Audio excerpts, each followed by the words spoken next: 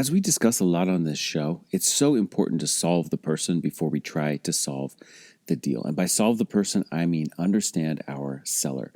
But sometimes you might ask yourself, gosh, where do I start? So in today's episode, I'm going to give you a quick, simple guideline of exactly the first thing that you can try to understand about your seller. Because once you understand this, then you'll be off to the races in terms of solving that person. Let's cue up the theme song. We'll jump right into it. Welcome to Racking Up Rentals, a show about how regular people, those of us without huge war chests of capital or insider connections, can build lasting wealth acquiring a portfolio of buy and hold real estate. But we don't just go mainstream looking at what's on the market and asking banks for loans, nor are we posting "we buy houses" signs or just looking for, quote, motivated sellers to make lowball offers to. You see, we are people-oriented deal makers. We sit down directly with sellers to work out win-win deals without agents or any other obstacles and buy properties nobody else even knows are for sale. I'm Jeff from the Thoughtful Real Estate Entrepreneur. If you're the kind of real estate investor who wants long-term wealth, not get-rich-quick gimmicks or pictures of yourself holding fat checks on social media, this show is for you. Join me and quietly become the wealthiest person on your block. Now let's go rack up a rental portfolio. Hey, thank you for joining me for another episode of Racking Up Rentals. Show notes for this episode can be found at www.thoughtfulre.com/E104.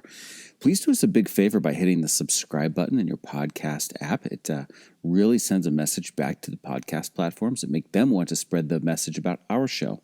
And you'll be helping other fellow thoughtful real estate entrepreneurs to find us. So thank you for doing that. Onward with today's episode.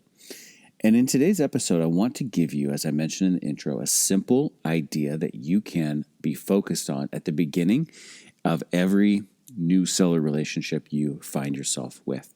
So let's back up for just a quick second. We talk about something called the yeses framework. And the yeses framework is the overall approach, those 6 steps that lead us to getting our proposals accepted. And that's YESSES.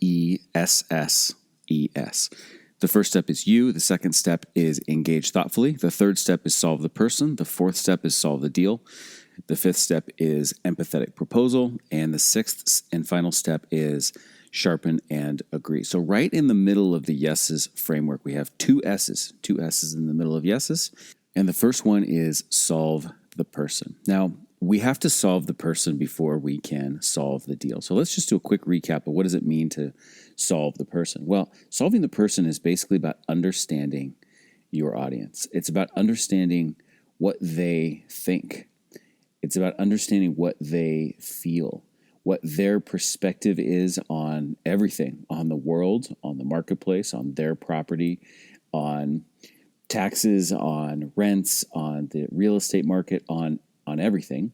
It's about understanding what matters to them, what they think of themselves, what they think about their property, etc. So it goes on and on. So the idea, though, simply put, is you need to understand your audience if you're going to put a proposal in front of them and expect them to say yes to it.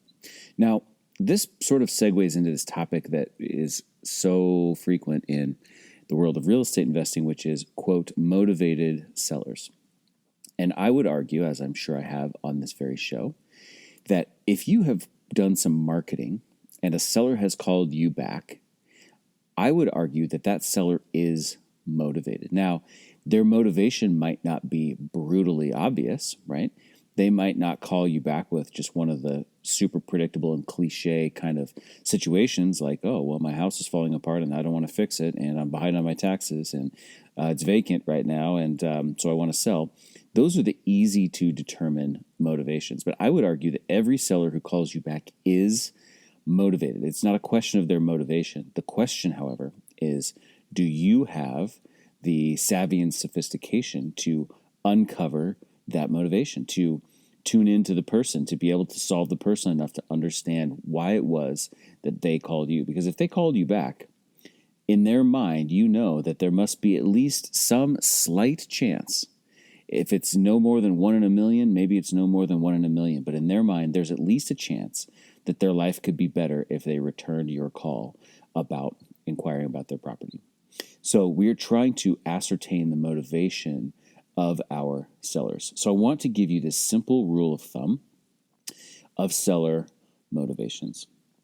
Generally speaking, everybody is either running toward something or they're running away from something. Okay, everybody is running either towards something new or away from something existing. Now, this is a broad idea, clearly, and it's a generalized statement, but it is a really good place to start when you are solving the person. Because if you can start with having a clear understanding of, is this person moving away from something or they're moving towards something else, then you can really dig in and fine-tune your understanding of precisely what they're running to or running from, what that means to them, why that's important to them, etc. So the question for you is, this seller you're talking to, did they call you back because they're moving towards something in life or they're moving away from something in life? Let's just take a few examples of both toward and away from, right? So let's talk about things that they might be moving toward, right? These are good things, basically. They want more of these things in their life. So they might be moving toward buying a new property, right? So they're selling this current property so that they can buy a new property. That's one possibility. Maybe they're moving towards something like travel, certain experiences that they want to have in the next chapter of their life. Maybe they are looking forward to some toys. Maybe they want to buy a boat or a motorcycle or a new car or a vacation home or something along those lines. They might be moving towards something like that.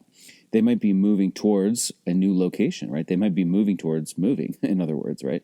They want to go live where the grandkids live 3 states away, and so they're moving towards that. Generally, it comes down to some type of a change in lifestyle, if you want to sort of put a broad bow on it. They're moving towards something that's changing their life in the way that they want it to be changed in. So these are the good things. They're moving towards these good things. You might call this pleasure and call the away from things pain. That would be another kind of way of thinking about it. But if you think about it like this, the people who are moving towards something, what role does the sale of their property play in this moving towards that? It is an enabler, right? So the sale of this property enables their ability to move towards this thing that they want. Let's look at the other side. The other column here is the away from list. What are some things that they might be moving away from, right? These might be things that you would consider pain. If the toward list is pleasure, then this might be the pain list. These are the things that are bad versus the good towards list. So generally, of course, it's going to be things like stress. Maybe this property represents some particular type of stress or hassle to them. Maybe being in this town represents some type of stress or hassle to them.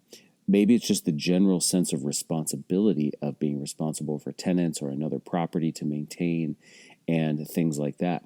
It might be upcoming costs, right? They might be moving away from a $20,000 roofing bill that they know is coming up, or they might be moving away from things that they might consider to be true about the market locally, right? They might say, I'm moving away from this market because I don't like the politics in this town anymore.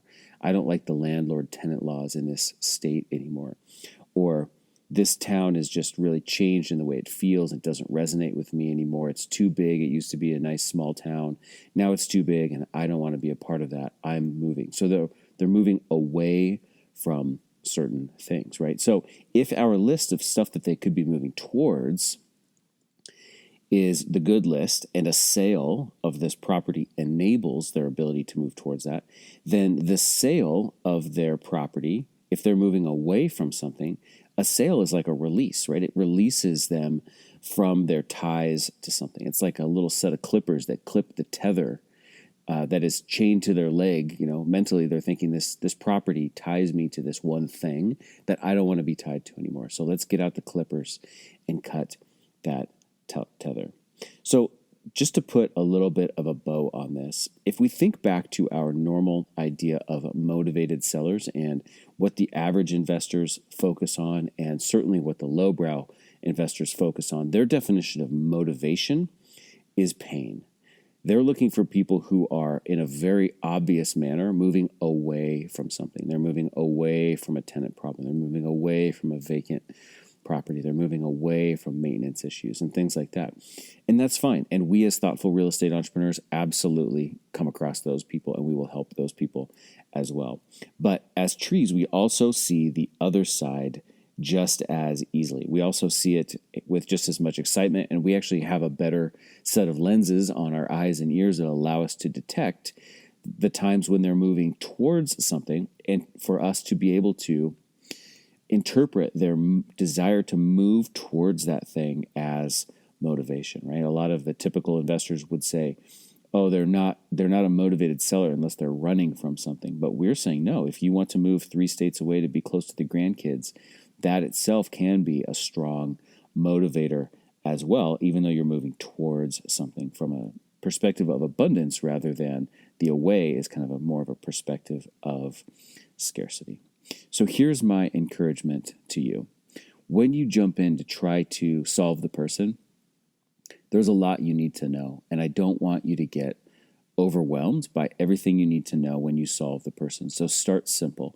Start with focusing on trying to understand and assess from them, are they moving away from something or are they moving towards something? And once you've got a sense for that, then you can dial in your understanding of exactly what that thing is, what it means to them, and how you can help them get either away from it or towards the thing that they are trying to get to.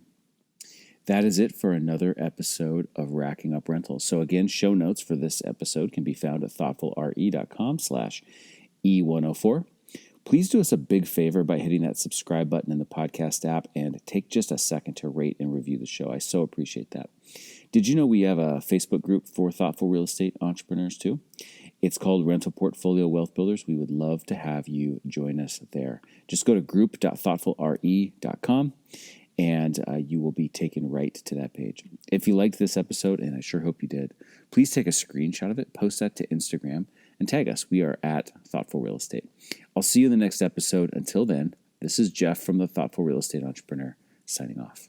Thanks for listening to Racking Up Rentals, where we build long-term wealth by being win-win deal makers. Remember, solve the person to unlock the deal and solve the financing to unlock the profits.